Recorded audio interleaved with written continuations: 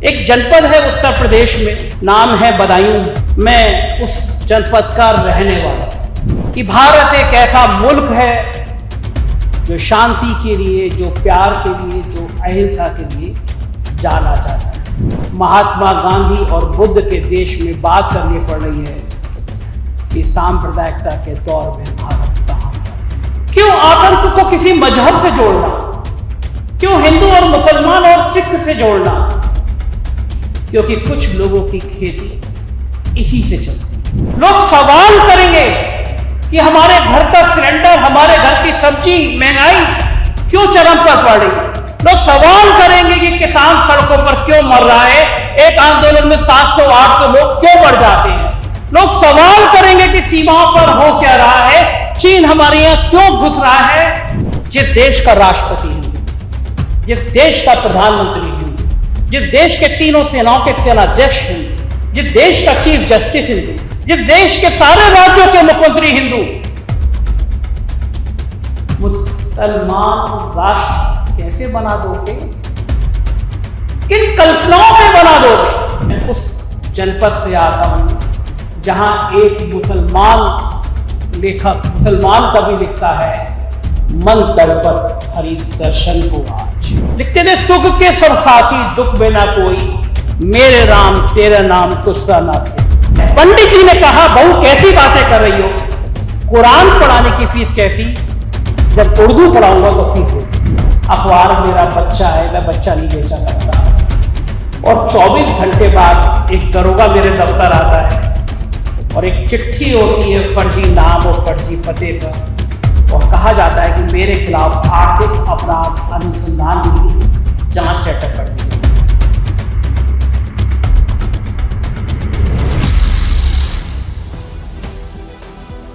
मेरे प्यारे काब भाई, रोनी जी, यहाँ उपस्थित सभी नौजवान लोग, गेस्ट, मुझे बड़ा अच्छा लग रहा है कि मैं इस क्लब में हूँ जिसका नाम ही संविधान से शुरू होता है। और मुझे बुलाया गया कि नौजवान हैं, आप लोगों में से बहुत लोग डॉक्टरेट कर रहे हैं, पीएचडी कर रहे हैं, देश का भविष्य हैं, और आपके जो विचार हैं मुझे मानना होता है, मुझे समझना होता है, मुझे स्वीकार करना होता है कि शब्दों से, कलम से बड़ी ताकत किसी भी तानाशाह के पास नहीं होती। जो शब्द होते हैं, जो कलम होती है, जो विचार होते हैं, जो भावनाएं होती हैं, उसको दुनिया की किसी भी जंजीर से बांधा नहीं जा सकता, किसी भी तरीके से डराया नहीं जा सकता। एक ऐसे दौर में हम पहुंचे हैं जहां हमें ऐसे मुद्दों पर बात करनी पड़ रही है। सांप्रदायिकता के युग में भारत का विचार, और ये बात करनी पड़ रही है उस देश में, ये बात करनी पड़ रही है उस मुल्क में, जिस मुल्क की नींव में, जिस मुल्क की आत्मा में सिर्फ प्यार है, शांति है और अहिंसा है। पूरी दुनिया में भारत की पहचान है कि भारत एक ऐसा मुल्क है जो शांति के लिए, जो प्यार के लिए, जो अहिंसा के लिए जाना जाता है। बड़ी तकलीफ की बात है कि वो मुल्क अब इस दौर में पहुंच गया है। कुछ ताकतें उस मुल्क को इस दौर में ले आई हैं कि हमें आज महात्मा गांधी और बुद्ध के देश में बात करनी पड़ रही है कि सांप्रदायिकता के दौर में भारत कहां खड़ा है। पूरी दुनिया सवाल करती है, पूरी दुनिया पूछती है कि क्या ये वही भारत है जहां महात्मा बुद्ध शांति का संदेश देते थे? क्या यही वही भारत है जहां एक लाठी और एक धोती पहने व्यक्ति ने कभी ना डूबने वाले, जिसके कहा जाता था अंग्रेजों के राज में सूरज डूबता नहीं था, एक धोती और एक लाठी के साथ एक व्यक्ति ने उस हुकूमत को, जिसको गुरूर था कि हमारा सूरज डूबता नहीं है, इस मुल्क से खदेड़ दिया था। क्या हम वास्तव में वही भारत हैं? इस पर आज चर्चा हो रही है, और चर्चा सिर्फ इसलिए हो रही है कि जिनको चर्चा करना चाहिए था, जिन संस्थाओं को चर्चा करना चाहिए था, जिस मीडिया को चर्चा करना चाहिए था, वो मुल्क के बादशाह से पूछते हैं कि आपको आम काट के खाना पसंद है या आम चूस के खाना पसंद है। वो बात नहीं करते कि कोई अखलाक क्यों मरता है, कोई पहलू खान के साथ अत्याचार क्यों होता है, क्यों किसी दलित को किसी दलित बेटी को रात के 2 बजे जानवरों की तरह पेट्रोल डालकर जला दिया जाता है, और क्यों इस मुल्क में दलित और पिछड़ों की बात करने वाला कोई नहीं है। ये सवाल अब सारे नहीं होते। जिन संस्थानों में ये सवाल होने चाहिए, उनको इस मुल्क की मीडिया को लोग गोदी मीडिया कहने लगे हैं।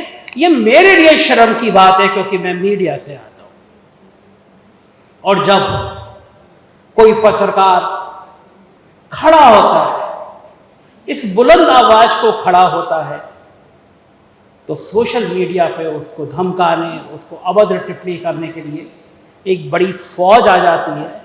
रोनी सिंह इनका उदाहरण है। मेरी बहुत सारी हिम्मत और ऊर्जा उनसे आती है।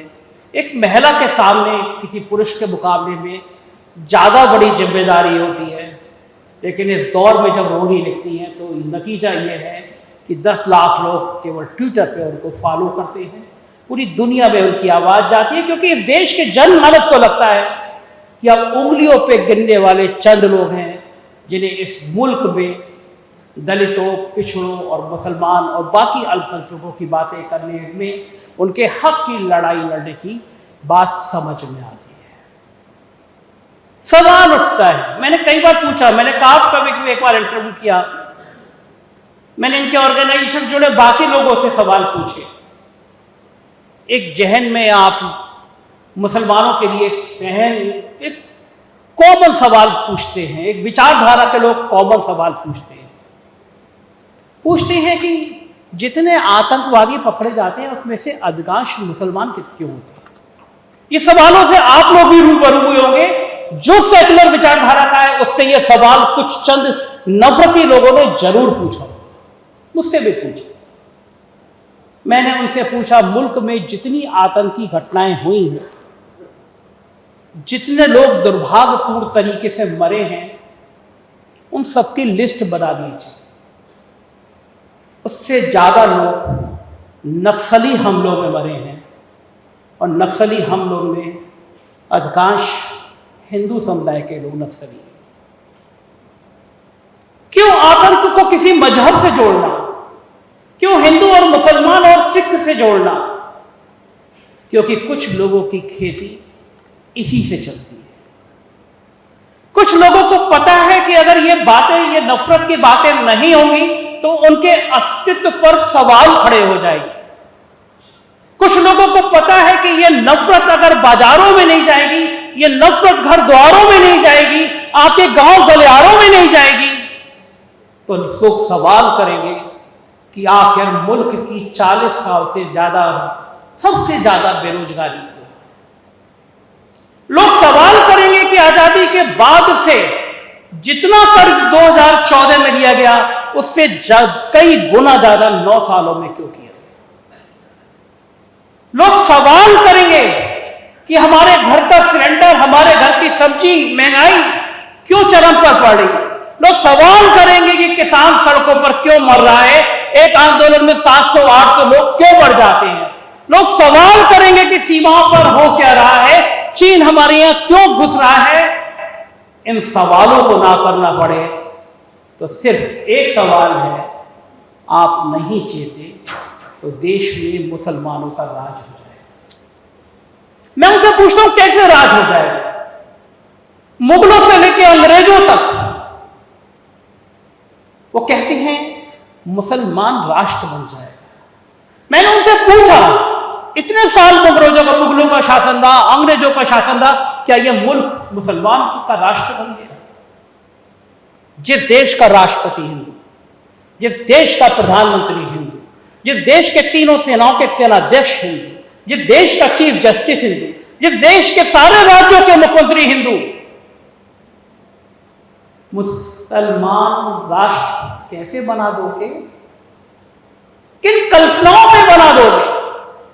लेकिन गोदी मीडिया के एंकर टीवी चैनलों पर आपको यह बात समझाते हैं। मैं उन विचारधारा के लोगों से ज्यादा खतरनाक इस दौर में मीडिया को मानता हूं, गोदी मीडिया को मानता हूं।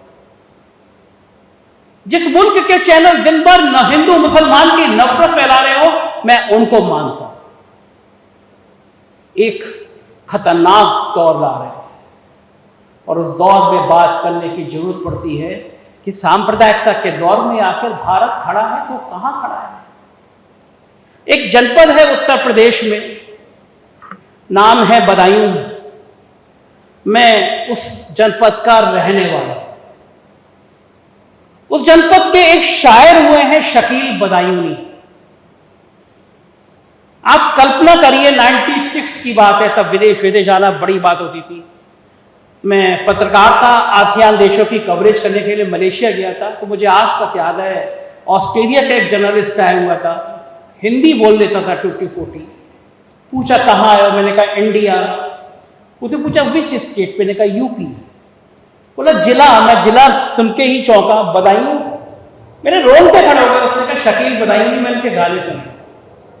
मैं उस जनपद से आता हूं जहां एक मुसलमान लेखक, मुसलमान कवि लिखता है, मन तड़पत हरि दर्शन को आज। पांचों वक्त का नमाजी मोहम्मद रफी पूरी तन्मयता के साथ गाता है, मन तड़पत हरि दर्शन को आज।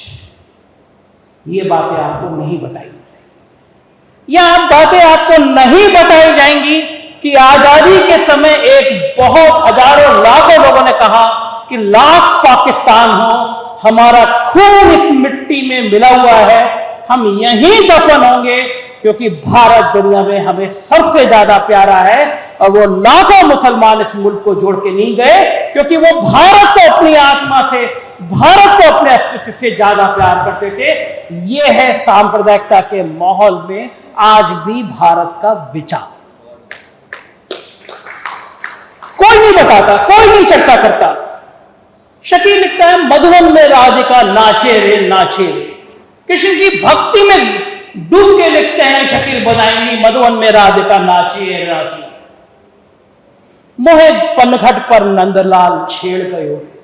ये ऐसे गाने हैं जो सबने सुने होंगे। लिखने वाले का नाम है शकील बदायूनी। लिखता है, इंसाफ का घर है ये, इंसाफ का मंदिर है ये, भगवान का घर है।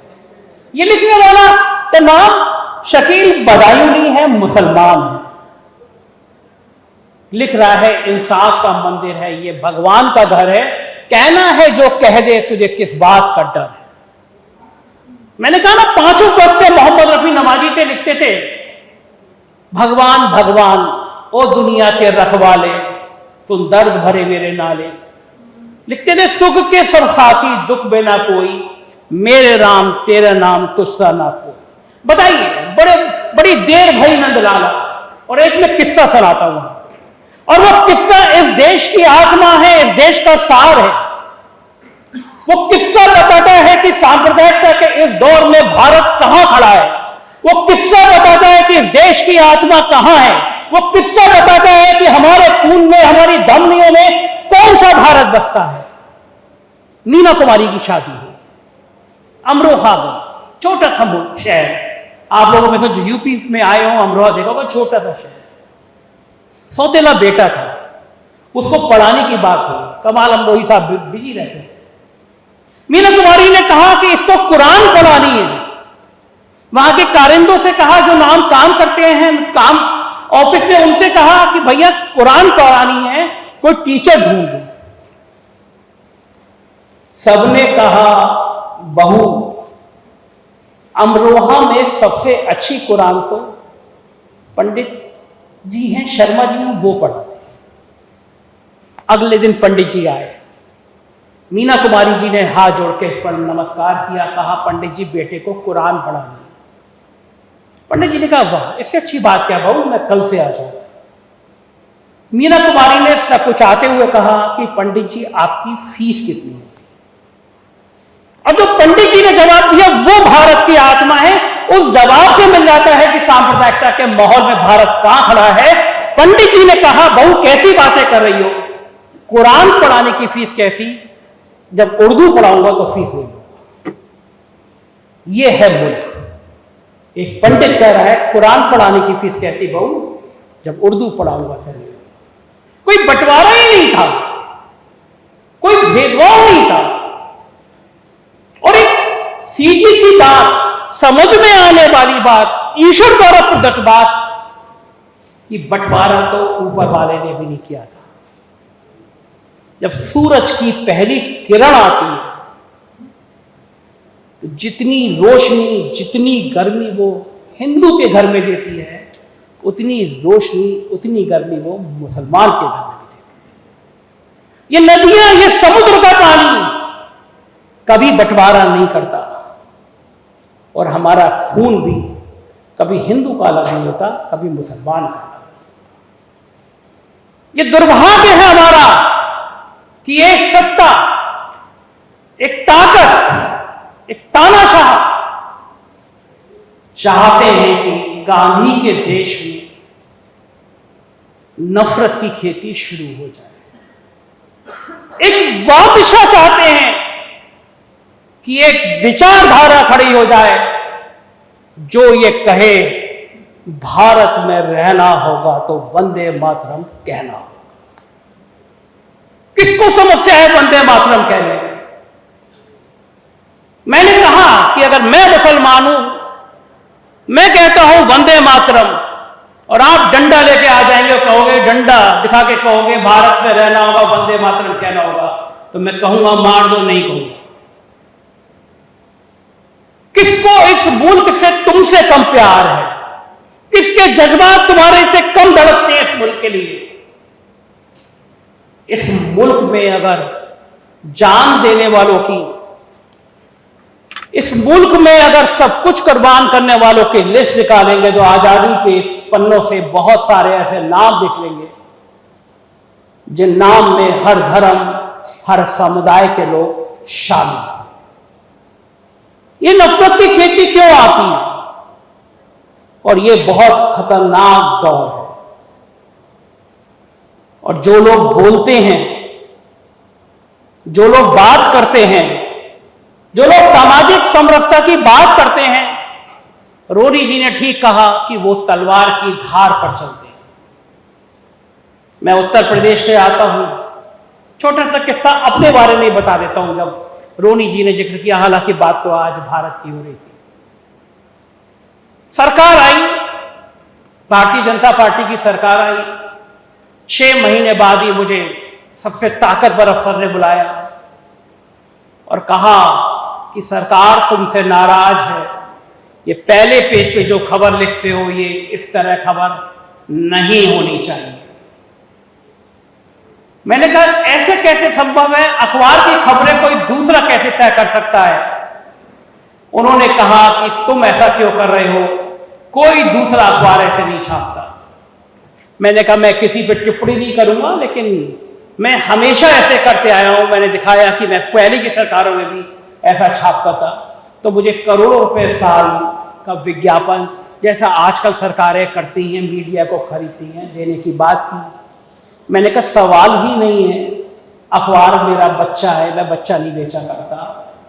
और 24 घंटे बाद एक दरोगा मेरे दफ्तर आता है और एक चिट्ठी होती है फर्जी नाम और फर्जी पते पर, और कहा जाता है कि मेरे खिलाफ आर्थिक अपराध अनुसंधान की जांच सेटअप कर दी जाती है। मैं आपको इसलिए बता रहा हूं कि आप जानें कि सच बोलने की कीमत क्या है, और सच बोलेंगे तो परेशानी क्या है, और परेशानी पार कर गए तो कितना बड़ा आकाश, कितना बड़ा समुद्र और कितनी बड़ी ताकत आपका इंतजार करती है। मैंने मना किया। कुछ ही दिनों बाद मेरे ऑफिस पे हमला हो गया, 2 गाड़ी में भर के लोग आए, ऑफिस तोड़ दिया। तब भी अखबार नहीं छुपा। मैं बोलना शुरू, वैसे जैसे बोलता हूं बोलना शुरू किया। एक मैंने एसटीएफ की खबर छापी, तो एसटीएफ के एडीजी हैं साहब, बहुत बड़े, अमिताभ यश, नाम सुना होगा आपने। उन्होंने क्रिमिनल डिफॉर्मेशन सूट दायर कर दिया। एसटीएफ के दफ्तर में मेरे दोस्तों को बुला के घंटों बिठाया जाने लगा कि हमें कुछ वेयर अबाउट दे दो संजय शर्मा की। मैं इसलिए बता रहा हूं कि ऐसी साजिशें होती हैं। उनको लगता है ये मुल्क के 8 लोग 10 लोग क्यों बोल रहे हैं, इनको परेशान करो। जिस तरह घेराबंदी की जा सकती है घेराबंदी करो। लेकिन फिर समझ में आया कि कुछ फायदा नहीं है। यूपी में पत्रकारों को मकान मिला करते हैं, सरकारी मकान मुझे मिला था। मैंने एक दिन एक नेता का इंटरव्यू किया, थोड़ा तीखा हो गया, सरकार को अच्छा नहीं लगा। सुबह 100 पुलिस वाले लगा के मेरा मकान खाली कर दिया गया। मैं मान्यता प्राप्त कमेटी का वाइस प्रेसिडेंट था, मेरी मान्यता खत्म कर दी गई, सारे विज्ञापन बंद कर दिए गए। ये सारे काम सरकारें करती रही और मैं बोलता रहा। लेकिन जो बात मैं आपसे कह रहा हूं कि जब सच की राह पे कोई चलता है तो उसका नाम दुनिया में होता है। अफ्रीका में पढ़ लिख के बहुत बड़े घर से ताल्लुक रखने वाला व्यक्ति अगर एक ट्रेन के डिब्बे में बेइज्जत होने के बाद बाहर नहीं निकलता, धोती पहन के नहीं निकलता, तो वो महात्मा गांधी नहीं होता। 14 साल जेल में रहने पे डिस्कवरी ऑफ इंडिया नहीं लिखता तो वो नेहरू नहीं होता। मैं किसी से तुलना नहीं कर रहा, लेकिन ये लोग मेरे आदर्श हैं। मैंने मान लिया था कि ये यातना का रास्ता होगा, ये यातना का मार्ग होगा, जेल द्वार होगा, लेकिन मुझे पता था उसके आगे असीमित आकाश मेरा इंतजार कर रहा है। और उसका नतीजा मेरे सामने है कि ये 4PM यूट्यूब चैनल आज 150 मुल्कों से ज्यादा देखे जाने लगा। मैं देश के पॉलिटिकल कमेंटेटर में नंबर 1 तक पहुंच गया। 13.5-14 करोड़ व्यू आ गए जो मेरे सपने में नहीं थे। एयरपोर्ट हो, ट्रेन हो, मॉल हो, लोग मेरे संग सेल्फी खिंचाने लगे। लेकिन इससे भी ज्यादा बड़ी बात थी कि मैं मध्य प्रदेश चुनाव कवर करने गया। बहुत भूख लग रही थी, बहुत दूरी पे एक ढाबा दिखाई दिया। मैं ढाबे पे खाना खाने बैठा। ट्रक ड्राइवर ट्रक से उतर के मेरे पास आया, बोले आप संजय शर्मा हो ना, हम तो आपको रोज सुनते हैं, ट्रक में बैठते हैं, तो कभी आपको सुन रहे थे। तब जब ये हवाई जहाज से चलने वाले से लेकर ट्रक में बैठने वाला व्यक्ति आपकी बात सुनने लगता है तो तानाशाह को समझ आना चाहिए कि इस मुल्क का अवाम क्या सोचता है, इस मुल्क की जनता क्या सोचती है। ये प्यार कहां से आता है? ये प्यार आता है कि ये नेहरू का देश है, गांधी का देश है, बुद्ध का देश है, और ना नफरत नहीं चल सकती, यहां सिर्फ प्यार चल सकता है। और यही प्यार की भाषा इस मुल्क को जिंदा रखती है, दुनिया में सबसे बड़ी ताकत बनाती है। जिम्मेदारी आप सबकी है। जिम्मेदारी इस देश के नौजवानों की सबसे ज्यादा है। हो सकता है परेशानी का दौर हो सकता है तकलीफों का दौर हो, लेकिन याद रखिए जब द्रौपदी का चीर हरण हो रहा था और सभा में जो लोग खामोश बैठे थे, इतिहास आज भी उनसे सवाल करता है कि एक स्त्री के वस्त्र उतारे जा रहे थे और तुम खामोश बैठे रहे थे, तुम्हारी आत्मा को धिक्कार है। और मणिपुर में जब औरतों के वस्त्र उतारे जा रहे थे, उनको नग्न करके घुमाया जा रहा था।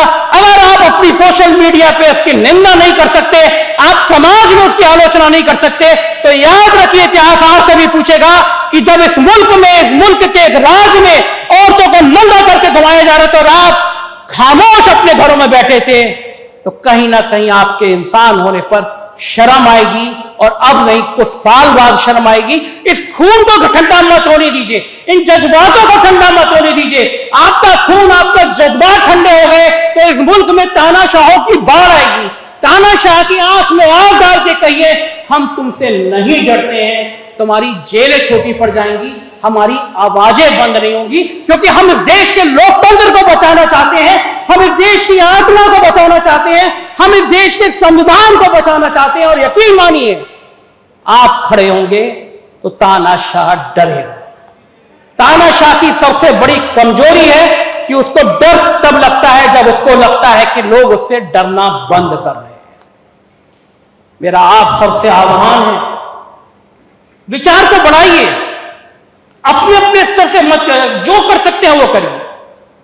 इतना कर सकते हैं कि 10 लोगों से कहिए, 10 लोगों से चर्चा में करिए, व्यक्तिगत कहिए कि इस मुल्क में जो नफरत बांटी जा रही है, उस मुल्क का जवाब सबसे ज्यादा प्यार से देना है। और सबसे बड़ी जिम्मेदारी मुसलमानों की है। उनको समझ में आना चाहिए कि उनको भड़काया जा रहा है, वो भड़केंगे। और तानाशाह को लगता है, ऐसी विचारधारा को लगता है कि जब नफरत चरम पे थी, जब नफरत पीस में थी, तब भी इस मुल्क के 37% लोगों ने इस विचारधारा का समर्थन किया, तब भी 53% से ज्यादा लोग एक तरफ खड़े थे, 60% से ज्यादा लोग एक तरफ खड़े थे। यानी इस मुल्क का बहुमत, इस मुल्क की ताकत धर्मनिरपेक्ष है। सांप्रदायिकता के माहौल में भारत क्या है, इसका नतीजा यह है कि 63% लोग स्वीकार नहीं करते। वो कहते हैं हमारा भारत गांधी का भारत है, हमारा भारत बुद्ध का भारत है, हमारा भारत प्यार का भारत है, हमारा भारत मोहब्बत का भारत है। और आप खड़े हो गए तो ये मुल्क प्यार के लिए ही जाना जाएगा। ये मेरा दावा है। बहुत बहुत शुक्रिया। Thank you.